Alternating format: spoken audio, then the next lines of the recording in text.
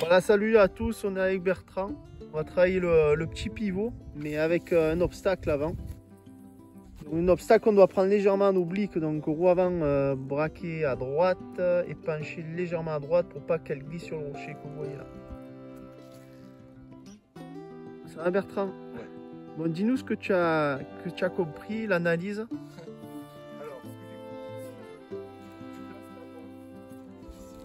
Ouais, en roulant. L'avant il se soulève. Ça, Tu te détends légèrement sur l'arrière. voilà. Une fois que tu es posé ici, Tu appuies fort sur l'arrière, et tu te retrouves en avant quand elle monte. voilà. En fait, oui, c'est bien expliqué. Alors ce qu'il faut faire en fait, c'est rouler, roue avant braquée. L'avant, on se met légèrement sur l'arrière, il se soulève, il se soulève. Il tape sur le tronc ici. Quand il tape sur le tronc, on braque légèrement à droite, mollet droit. On compresse, on accélère, on se met sur l'arrière pour choper l'adhérence parce que le sol il est très humide et glissant. Et une fois que la moto elle monte en l'air, bras tendu au maximum si on peut, coup d'extérieur fléchi. Malheureusement, quand on est beaucoup en montée, le bras intérieur fléchit légèrement, ce qui est normal. Par contre, ce qui est sûr, c'est que si vous avez le coup d'extérieur gauche fléchi, vous allez maîtriser votre équilibre puisque vous êtes en position balance.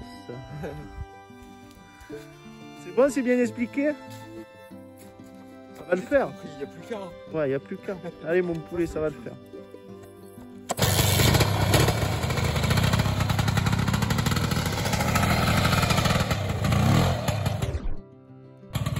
Ah ben, va plus doucement. Plus doucement. Doucement, voilà, maîtrise ton truc. Alors, sur ce passage, le coude intérieur était très fléchi et du coup tu es tombé à l'intérieur du virage. Voilà. Tout simplement, donc on va travailler la position extérieure, les épaules extérieures au virage. Ok? Oui, dommage. Là, il manquait le regard. Regarde dans la direction maintenant, tu regardes le sac. Yeah!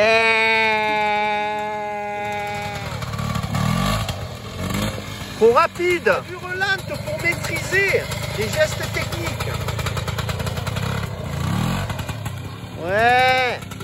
Bon, il y a eu de très bons passages. Moi, je trouve ça sympa. Alors, dis-moi l'avant, qu'est-ce qu'il doit faire? Alors en fait, l'avant,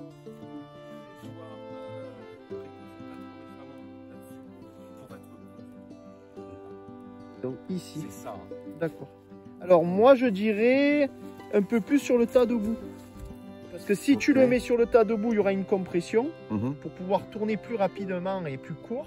Que si tu mets l'avant ici, ton avant il est déjà parti, il va vers le sac. Si ton avant il est là, il va pouvoir tourner vraiment violemment à l'intérieur. Là, dans l'air et aussi la flexion de mes jambes avec les gaz. D'accord. Et là en position, tu te retrouves comment? Non mais tourne la tête vers les motos. Encore. Et voilà, c'est ça. Et ouais, il faut que tu regardes loin. C'est ça qui va te faire tourner, c'est tes épaules. Si tu regardes loin, les épaules elles vont tourner. Ok. Très bien, ça va le faire.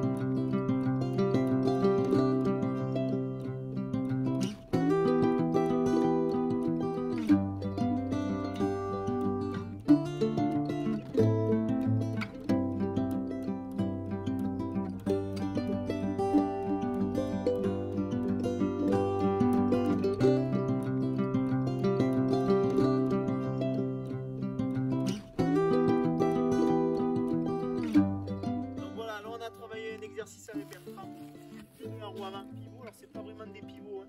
C'est précision. Précision, on se sert des impacts pour tourner. Et là on va voir dans un exercice un peu plus dur. C'est trop dur pour faire ça. Mais c'est pour vous montrer qu'en fait, ben maintenant, si vous maîtrisez l'exercice d'avant, on peut se jeter là-dedans. Bon, ça va demander beaucoup de travail et d'effort. Hein, c'est pas un sport de feignant, on le sait tous. Surtout en montée ancienne, ben, il faut être pas soudé, avoir envie de rouler et pas se plaindre. Parce qu'il n'y a pas de frein, il n'y a pas de suspension. Ben, moi, la moto, elle fait super bien le travail parce qu'en fait, une moto ancienne, ben, c'est du rival. Et la moto est faite pour le virage. C'est top.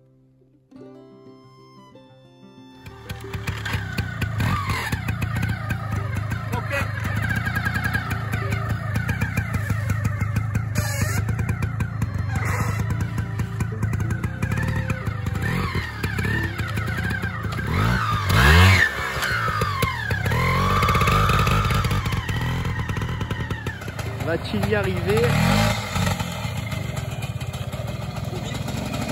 Ça va un peu vite, c'est dur. Il faut aller très doucement. Il faut une grosse notion de l'embrayage, point de patinage. Si vous n'avez pas le point de patinage, on va aller doucement, aller vite, reprendre l'adhérence, repartir, c'est mort. Vous ne pouvez pas le faire sans l'embrayage.